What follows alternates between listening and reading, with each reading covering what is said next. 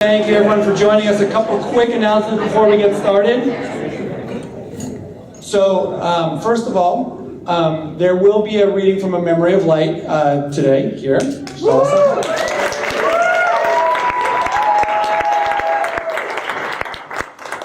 The rules are as follows.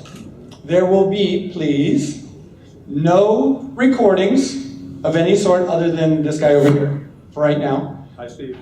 That means to please put away your cell phones, your iPads, your anything that might possibly record. There's going to be, if we need to, you will be escorted out. Richard, seriously, put it away, man. Speak up a little bit. I can't hear you. Something. So,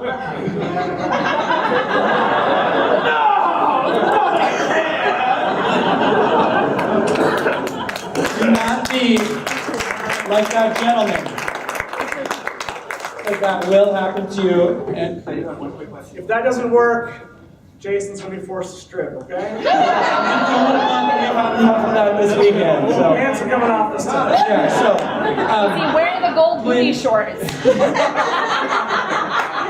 Please, we ask you to please honor this.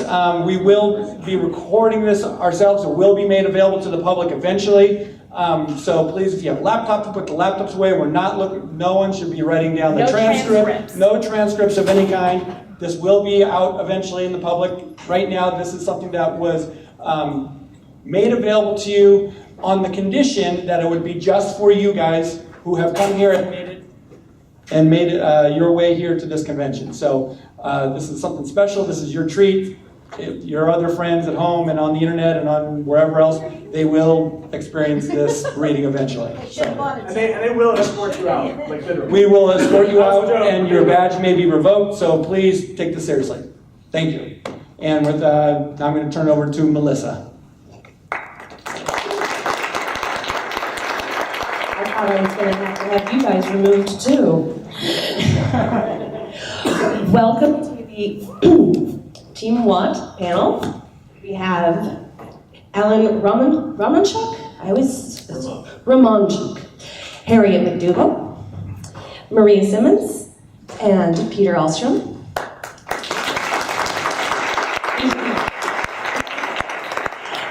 People Sans brand who are making all this happen. What is it? My mind. I don't know why, but I'm going to steal one here for a moment.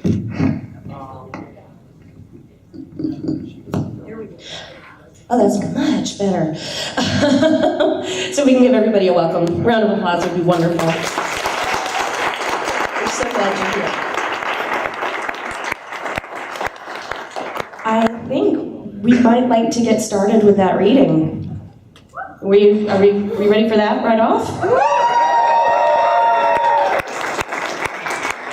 All right.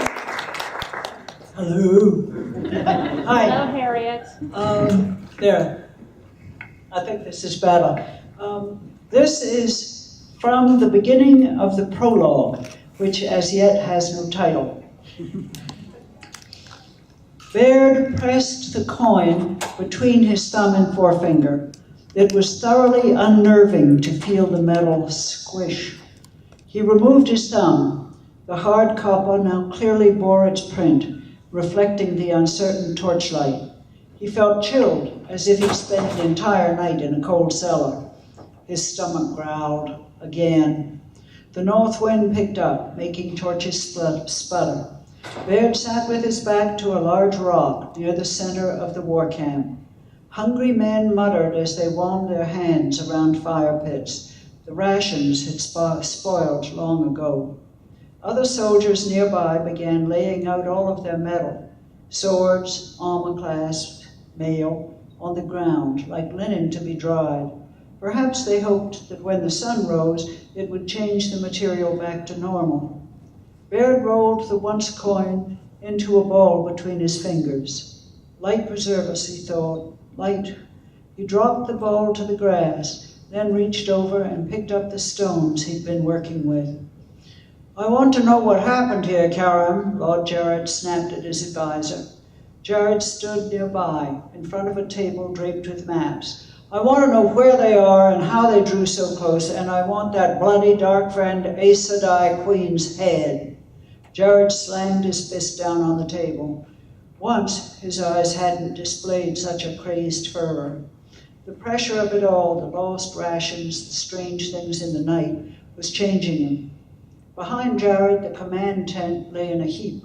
Jared's dog hair, grown long during their exile, blew free, face bathed in ragged torchlight. Bits of dead grass still clung to his coat from where he'd crawled out of the tent. Baffled servants picked at the iron tent spikes, which, like all metal in the camp, had become soft to the touch. The mounting rings on the tent had stretched and snapped like warm wax. The night smelled wrong, of staleness, of rooms that hadn't been entered in years. The air of a forest clearing should not smell like ancient dust. Baird's stomach growled again. Light, but he'd have liked to take the edge off of that with something. Instead, he set his attention on his work, slapping one of his stones down against another. He held the stones as his old Powell had taught him as a boy, though it had been years since he'd done this.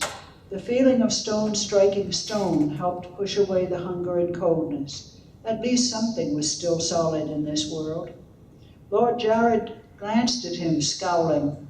Baird was one of 10 men Jared had insisted guard him this night. I will have Elaine's head, Karen, Jared said, turning back to his captains. This unnatural night is the work of her witches. Her head? Eric's skeptical voice came from the side. And how precisely is someone going to bring you her head? Lord Jared turned, as did the others around the torchlit table. Eric stared at the sky. On his shoulder, he wore the mark of the golden boar charging before a red spear. It was the mark of Lord Jared's personal guard, but Eric's voice bore little respect. What's he going to use to cut that head free, Jared? His teeth? The camp stilled at the horribly insubordinate line. Baird stopped his stones, hesitating. Yes, there had been talk about how unhinged Lord Jared had become. But this? Jared's face grew red with rage. You dare use such a tone with me? One of my own guards? Eric continued inspecting the sky. You're docked 2 months' pay, Jared snapped, but his voice trembled. Stripped of rank and put on latrine duty until further notice. If you speak back to me again, I'll cut out your tongue. Baird shivered in the cold wind. Eric was the best they had in what was left of their rebel army. The other guards shuffled, looking down. Eric looked over toward the Lord and didn't say a word, but somehow he didn't have to. He just smiled, cut out his tongue. Every scrap of metal in the camp had gone soft as lard. Jared's own knife lay on the table, twisted and warped. It had stretched thin as he pulled it from its sheath. Jared's coat flapped open. It had had silver buttons. Jared, Karim said, a young lord of a minor house loyal to Saran, he had a lean face and large lips. Do you really think that this was the work of Aes Sedai? All of the metal in the camp? Of course, Jared barked. What else would it be? Don't tell me you believe those campfire tales. The last battle? Falk! He looked back at the table. Unrolled there, with pebbles weighting the corners, was a map of Andor. Baird turned back to his stones. Snap, snap, snap. Slate and granite. It had taken work to find suitable sections of each, but Powell had taught Baird to recognize all kinds of stone. The old man had felt betrayed when Baird's father had gone off and become a butcher in the city instead of keeping to the family trade. Soft, smooth slate. Granite with bumps and ridges. Yes, some things in the world were still solid, some few things. These days you couldn't rely on much.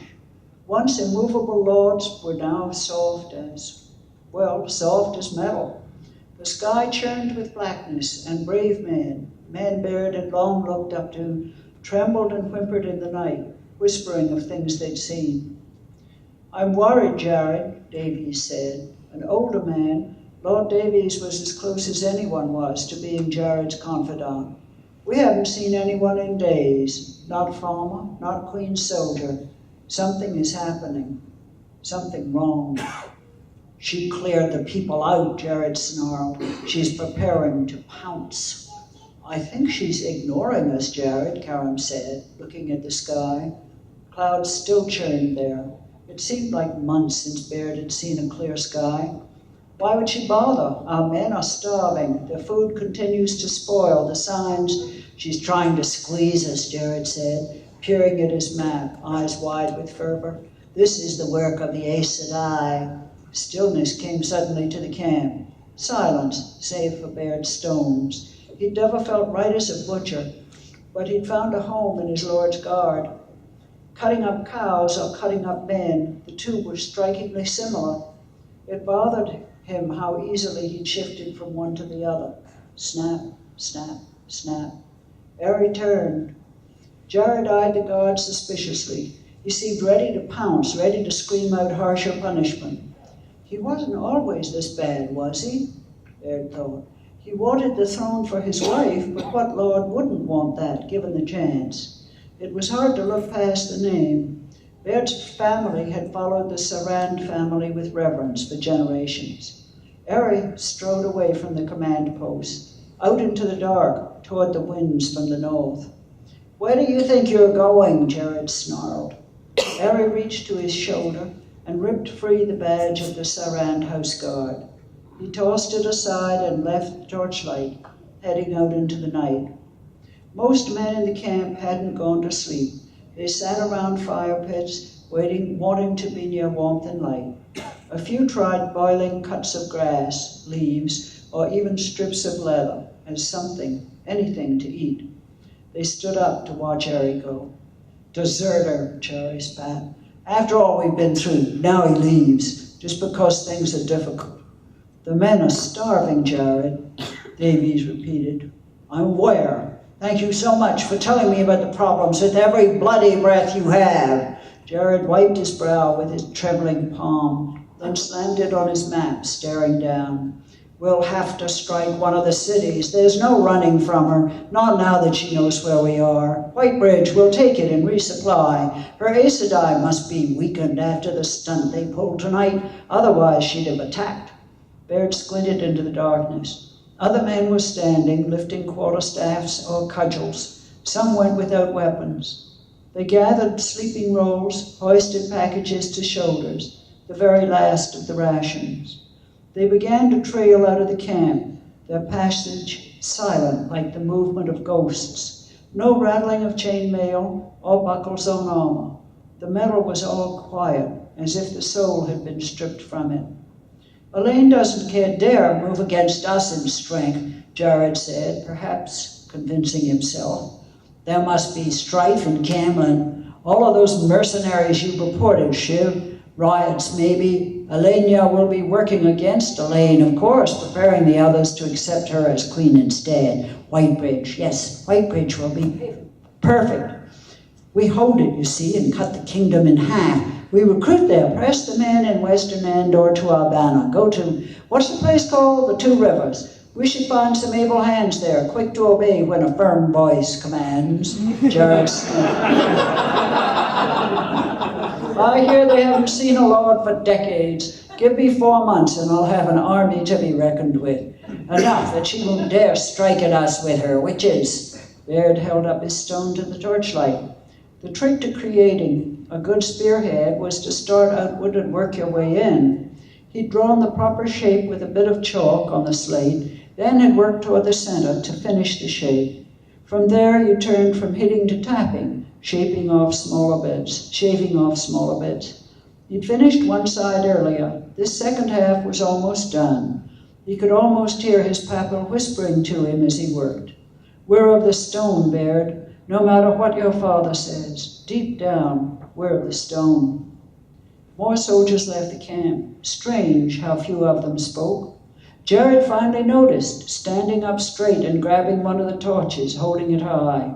What are they doing? He asked. Hunting? We've seen no game in weeks. Setting snares, perhaps. Nobody replied. Maybe they've seen something, Jared muttered. Or maybe they think they have. I'll stand no more talk of spirits or other foolery. The witches are creating apparitions to unnerve us. That's what it has to be. Rustling came from nearby. Karam was digging in his fallen tent. He came up with a small bundle. Karam, Jared said. Karam glanced at Lord Jared, then lowered his eyes and began to tie a coin pouch at his waist. Halfway through, he stopped and laughed, then emptied it. The gold coins inside had melted into a single lump, like pig's ears in a jar. Karam pocketed this, probably in case it transformed back eventually, though no man would take it as it was. He fished in the pouch and brought out a ring. The blood-red gemstone at the center was still good. Probably won't be enough to buy an apple these days, he muttered. I demand what you are doing. Is this your doing? Jared waved towards the departing soldiers. You're staging a mutiny, is that it? This isn't my doing, Karam said, looking ashamed, and it's not really yours either. I'm sorry. Karam walked away from the torchlight. Baird found himself surprised. Lord Karam and Lord Jared had been friends from childhood. Lord Davies went next, running after Karam. Was he going to try to hold the younger man back? Instead, he fell into step beside him. They vanished into the darkness. I'll have you hunted down for this, Jared yelled after them, voice shrill, frantic. I will be consort to the Queen, you realize. No man will give you or any member of your houses shelter or succor for 10 generations. Baird looked back at the stone in his hand. Only one step left, the smoothing. A good spearhead needed some smoothing to be dangerous. He brought out another piece of granite he'd picked up for the purpose and carefully began scraping it along the side of the slate. Seems I remember this better than I'd expected, he thought to himself as Lord Jared continued to rant.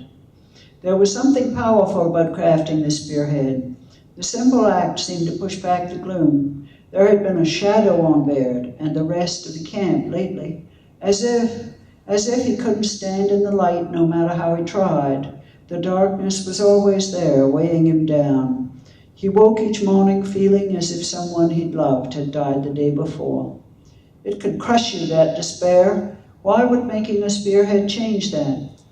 You're being a fool, Baird. It just seemed to him that the mere act of creating something, anything, fought back. That was one way to challenge him, the one none of them spoke of, the one that they all knew was behind it, no matter what Lord Jared said. Baird stood up. He'd want to do more smoothing later, but the spearhead actually looked pretty good. He raised his wooden spear haft. The metal blade had fallen free when evil had struck the camp, and lashed the new spearhead in place, just as his papal had taught him all those years ago. The other guards were looking at him. We'll need more of those, Morir said, if you're willing. Baird nodded. On our way out, we can stop by the hillside where I found the slate. Jared finally stopped yelling, his eyes wide in the torchlight. No! You are my personal guard. You will not defy me. Jared jumped for Baird, murder in his eyes, but Morir and Ross caught the Lord from behind. Ross looked aghast at his own mutinous act, panic on his wide face. He didn't let go, though. Baird fished a few things out from beside his bedroll. After that, he nodded to the others, and they joined him, 8 men of Lord Jared's personal guard, dragging the sputtering lord himself through the remnants of camp. They passed smoldering fires and fallen tents, abandoned by men who were trailing out into the darkness in greater numbers now, heading north, into the wind. At the edge of camp, Baird selected a nice stout tree. He waved to the others, and they took the rope he'd fetched and tied Lord Jared to the tree. The man sputtered until Morir gagged him with a handkerchief. Baird stepped in close. He tucked a water skin into the crook of Jared's arm. Don't struggle too much or you'll drop that, my lord. You should be able to push the gag off. It doesn't look too tight. And angle the water skin up to drink. Here, I'll take off the cap. Jared stared thunder at Baird. It's not about you, my lord, Baird said. You always treated my family well. But here, we can't have you following along and making life difficult. There's just something that we need to do, and you're stopping everyone from doing it. That isn't right. I guess this isn't either. Maybe someone should have said something earlier. Well, that's done. Sometimes you let the meat hang too long and the entire haunch has to go. It's just the way of things. He nodded to the others, who ran off to gather the things. He pointed Ross toward the slayed-out cropping, which was nearby, and told him what to look for in good spearhead stone. He turned back to the struggling Lord Jarrett. This isn't witches, my lord. This isn't Elaine. I suppose I should call her the Queen. Funny, thinking of a pretty young thing like that as Queen. I'd rather have bounced her on my knee at an inn than bow to her, but Andor will need a ruler to follow to the last battle, and it isn't a wife. We can't fight anymore. I'm sorry. Jarrett sagged in his bonds, the anger seeming to bleed from him. He was weeping now. Odd thing to see, that. I'll tell people we pass, if we pass any where you are, Baird promised, and that you probably have some jewels on you. They might come for you. They might. He hesitated. You shouldn't have stood in the way. Everyone seems to know what is coming but you. The dragon is reborn. Old bonds are broken, old oaths done away with, and I'll be hanged before I let Andor march to the last battle without me. Baird left, walking into the night, raising his new spear onto his shoulder. I have an oath older than the one to your family anyway, an oath the dragon himself couldn't undo. It was an oath to the land. The stones were in his blood, and his blood in the stones of this Andor. Baird gathered the others, and they left for the north. Behind them in the night, their lord whimpered alone, as the ghosts began to move through camp.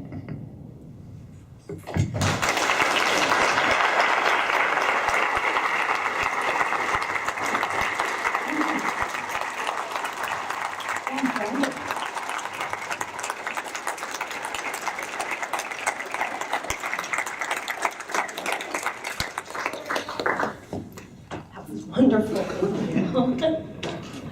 Well, now we are at the point where we can ask questions. I'm going to go ahead and stand over here, and if you would like to ask a question, just form up a line. Somebody has to go first. Come on. There we go.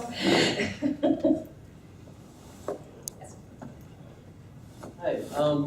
I noticed that he said that he is the one that caused this, and I'd never noticed that, like, I had actively noticed that the Dark One had never really had a gender before now. Is this referencing the Dark One or something else? That's Baird's idea. Okay. Excuse me, that's Baird's idea. Okay. I was wondering, actually, if you could talk a little bit about the release date timing and how you guys came to decide when A Memory of Light would come out, and just sort of all of the decisions that kind of went behind that.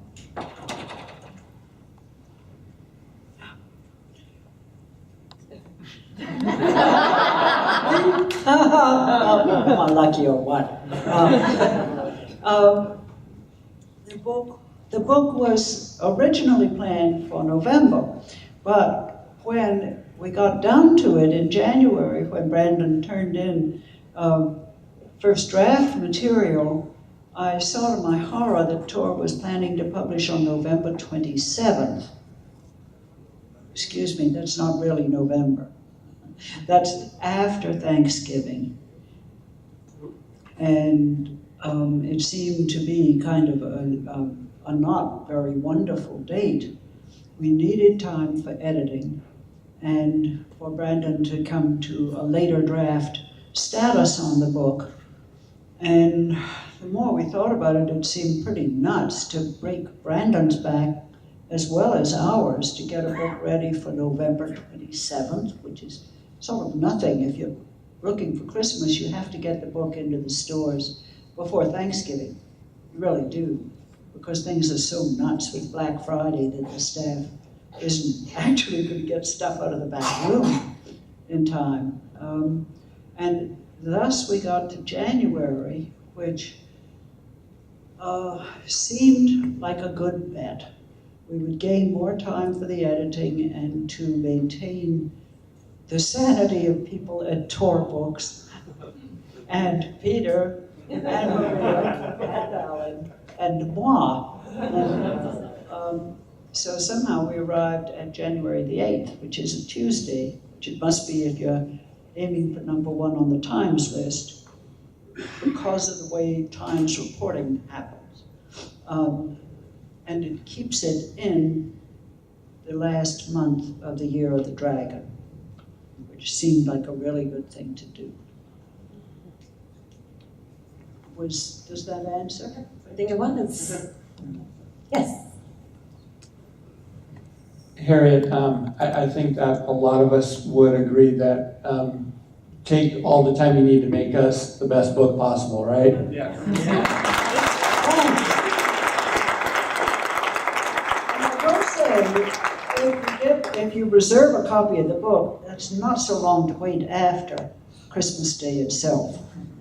And in the old way of counting, the 12 days of Christmas do exist. Christmas is the first day. Well, I think our families probably appreciate the fact that we will not be reading this during Christmas. I, for one, know I'm going to have to take 2 weeks off for the rest of my life. Anybody else so far? Yes, sir. Just, here we go. I'll pass this over. I was just interested whether there are plans for any further prequels or other parts of the New York Times. No. Excuse me, there will be an encyclopedia of the Wheel of Time. But that's the only other book that's planned. Excellent. Any other questions over here? Yes, sir.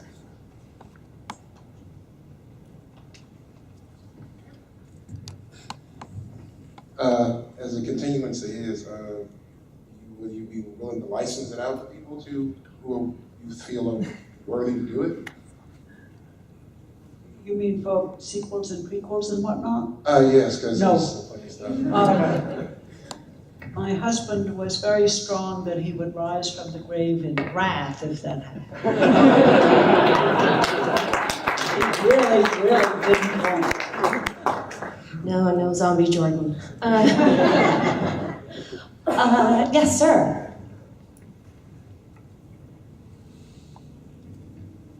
Is there any plan for a movie, series, anything along that line? And if so, what is the progress on that, if any? The year after my husband's death, I signed a big fat contract with Universal, giving them the movie rights. They have the rights by contract to make a miniseries or movies of the Wheel of Time books. And they have 7 years to get the first movie into the theaters. And I forgot what the timing is. I've forgotten what the timing is on a miniseries. Somebody here in the room has seen the first draft of a movie script and said it is execrable, would perhaps be the correct word. Just no. I have not seen this, but the clock is ticking. Does anybody remember the Ralph Bakshi movie of Lord of the Rings? Yes. Yeah. Was that the pits or what? Just awful. And it didn't kill the Lord of the Rings, because now there's the wonderful Jackson. It may be that this will happen with the Wheel of Time. I don't control it. I do have if they sat down to make a XXX movie out of the eye of the world, I think I would be able to stop them legally. I can't say you have just really messed up this character. they would say, thank you, we've consulted you, now go away. It is pretty much how it works. The chances are that it may be shelved and never made at all. Under this contract, I get the rights back if they do that after 7 years, which is so peculiarly biblical. I think about the pharaohs and the kine and the lean kine and the fat kine every time I say that. Why do they do that? They're obsessed with pyramids, maybe. So chances are it'll never be made. It will not be made under this contract. The next likely chance is something awful will be made. And the third possibility is that they'll do it right and something wonderful will happen. Go no. I think it's about 50-50 that they're going to shelve it. It's been very slow so far, and I don't think they'll make the deadline. But I hope they're all sitting out there going very broody about the Game of Thrones. They should be.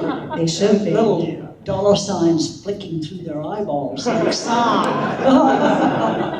and because this would be bigger. If they did it right. It would be wonderful if they did it right. But there's no way to even expect that. The wisdom among writers and publishers is, oh, you're offered money for a movie sale, take the money and run, and never go to see what they do with it. But of course I will. I really enjoyed the comic books that are being done. The Eye of the World comic book that's being done right now. I know Maria's working on that quite a bit. How is that, Alan? Maria and Alan have done these really totally. Yeah. You want to talk on that a little bit? How that's going? How it's going for you? Actually, we're getting close to the end of Eye of the World. And it's going well. We haven't talked at all about the Great Hunt, but I'm hoping that will start. We've got one more script to go for Eye of the World. And then hopefully we will be moving on. And the next graphic novel will be out in the fall, part 2 of the Eye of the World.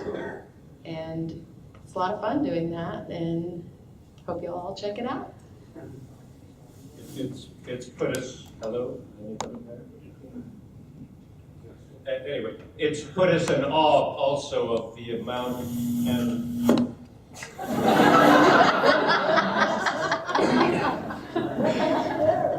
the amount of work that goes into creating a graphic novel. A great deal on our part, looking stuff over for approval. But what's happening in the graphic shop, and it's not unusual at all to get emails at 10 p.m. Friday night or midnight Saturday night. Here's the latest stuff from us. When do you guys sleep? So, any of you who are graphic artists out there, I guess know what it's like. It's total geekdom. You don't think about eating, sleeping. You just do it. And the amount of change that has to go on every single panel is pretty awesome. I have a question for all 4 of you. It's one that I always like asking you. I think that Robert Jordan really liked to surprise his readers and went to extraordinary lengths to do so. And I'm sure we will have many, many surprises in this upcoming book. But speaking of books past, can you tell us an example of when you were surprised? When you read what he'd written out? I know you have a good one, Harriet. I've written most of the flap copy on all the books. The flap copy is what's on the inner side of the cover of the hardcover. On the dust jacket, the stuff that says so-and-so. I remember one of my favorite lines when I read it, Swan Shanche is suspected of barn burning, I love that. In her tattered straw hat. But I was writing the flap copy for The Dragon Reborn, and at the end of the flap copy, I said he is pulling the sword from the stone. And I yelled out, "You son of a gun, you've done it again!" Because I honestly hadn't figured out it was the sword in the stone. And he really did surprise me, even though I'd been all the way through it and had edited it and was writing that flap copy. You have one, Maria?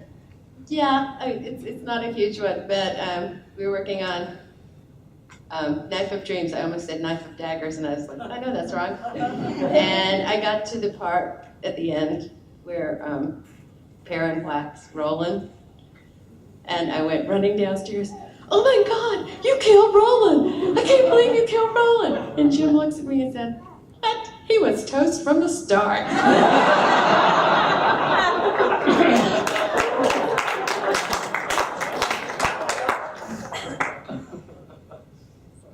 Do you have one, Alan? No, I pretty much nailed it all.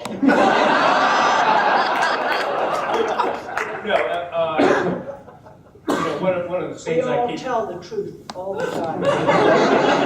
one of the scenes I keep coming back to that very much impressed me was when Perrin cut off the limbs of the captured Shido. Which was a scene, it was surprising because this was a fellow who had been resisting his lower urges, if you will, all along.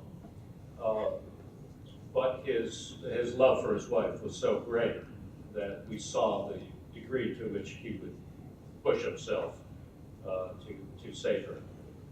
And it's the first inkling we had of what kind of stuff Perrin was really made of.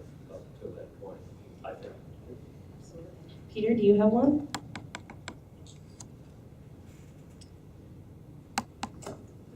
When Demon Dread was revealed to be...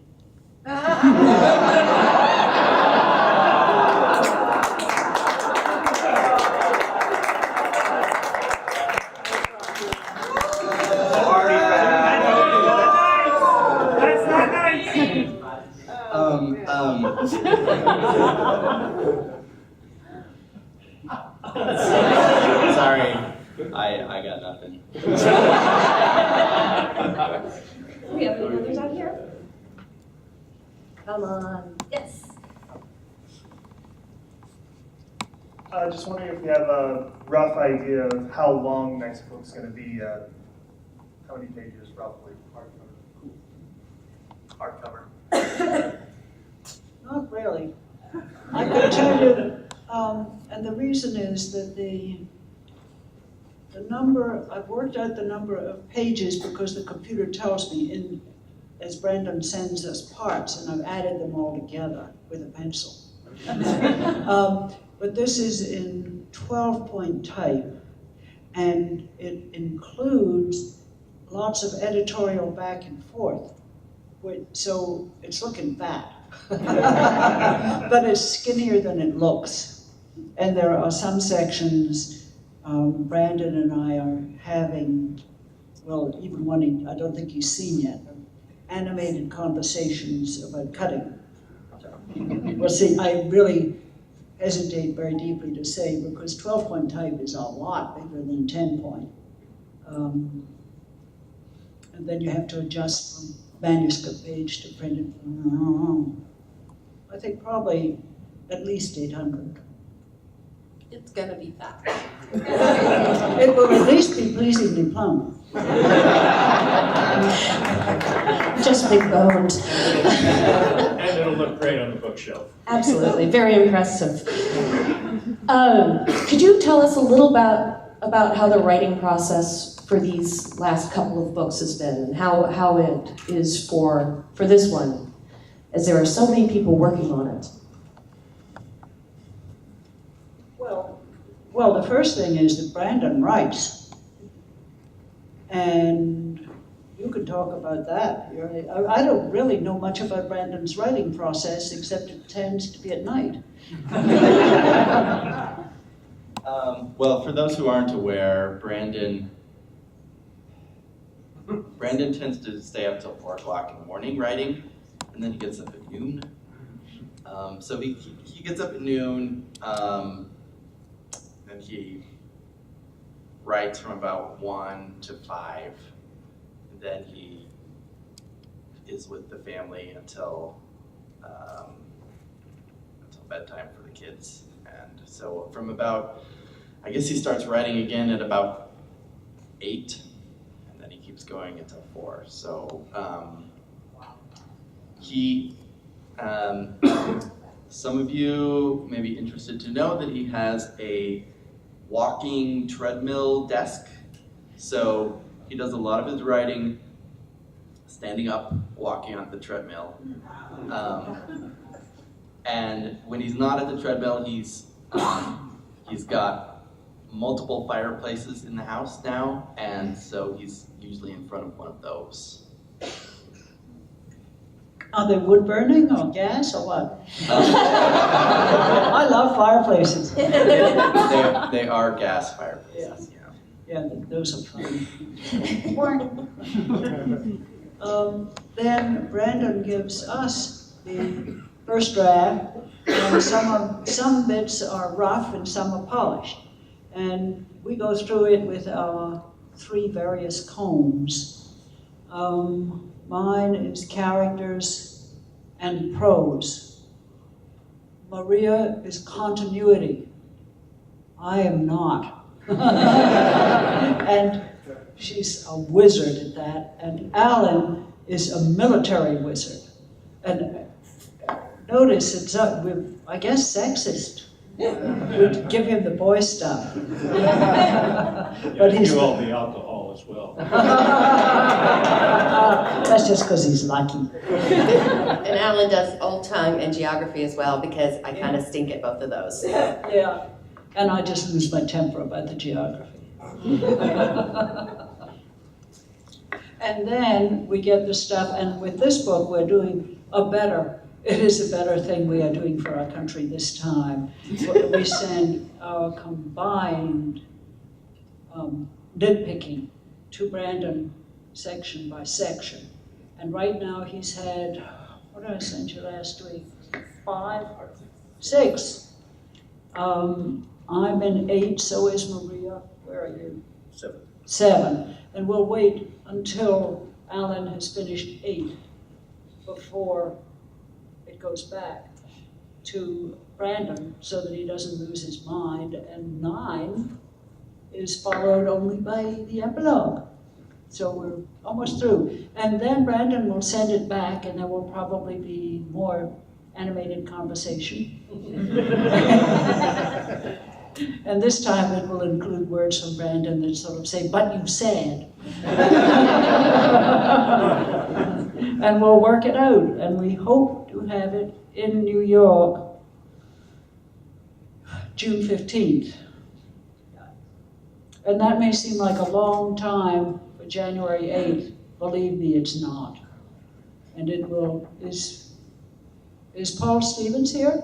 Yeah, hey Paul. This will save, if we can do it, it will save the coffee cart from adding Prozac and Jacunski in massive amounts, right? But it might be, there is some fat. June 15th. Scary, That's isn't it? the goal. It is in 2 months. Yes. But we don't think Brandon really needs to sleep. Apparently. Is there an expected date yet for the artwork? The final artwork has been delivered by Michael Whalen. And it was going to be shown to you ravening characters, except that Mr. Sweet has very kindly brought his father's magnificent art.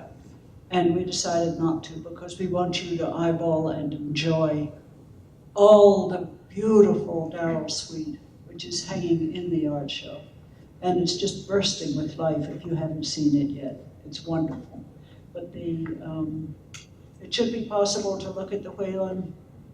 I don't know, Paul, when are you going online, do you know? I don't know, I think we will be discussing that. Irene said probably a couple weeks. Yeah. Yeah, and they want Paul wants the cover copy out of me. And I sort of didn't even answer you this week. Come, give me a break. This is JordanCon next week. So, but it's a beautiful cover.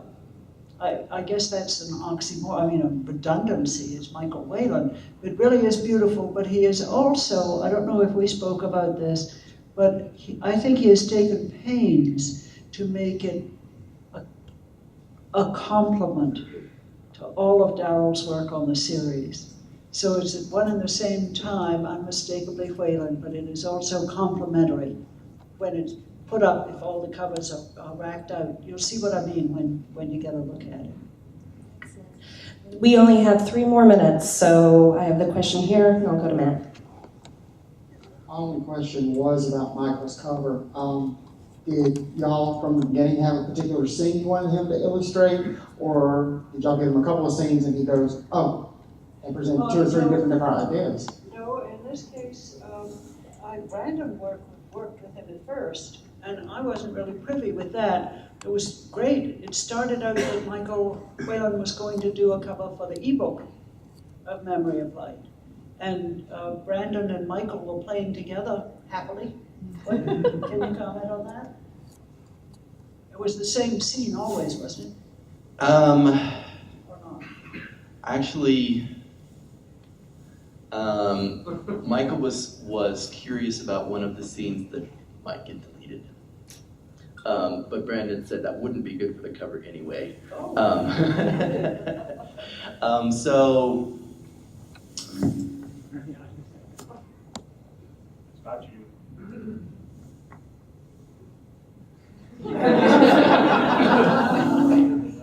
I'm, I guess.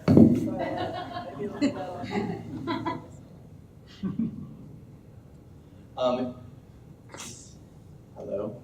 Okay. Yes. That's interesting. Anyway, it mostly goes through Irene also.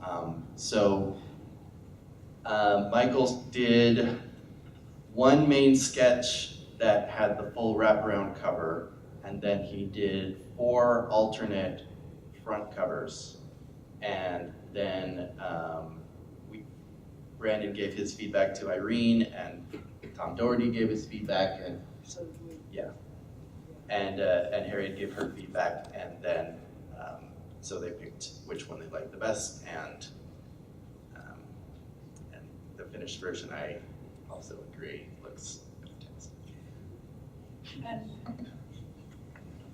And then, of course, when we found that Dauro would very sadly not be here, the decision was whether to use it on the hardcover as well. And it's grand, it really is. And there was a section where Michael Whelan sent a bunch of questions to make sure he had everything right.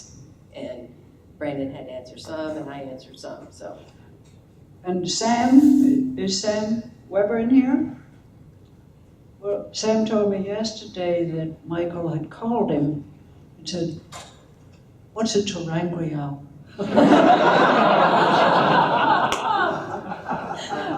So thanks to Sam Weber too. Yeah, last question is going to be from Matt. I just want to prepare myself. Do you plan to reveal anything important in the glossary of? If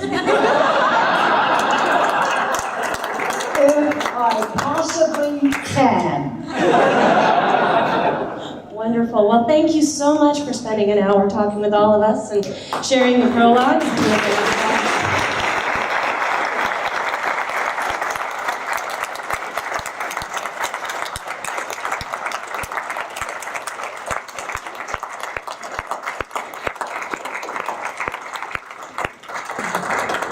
Just before we let you go, a quick reminder that the costume contest participants need to meet in, which room is it?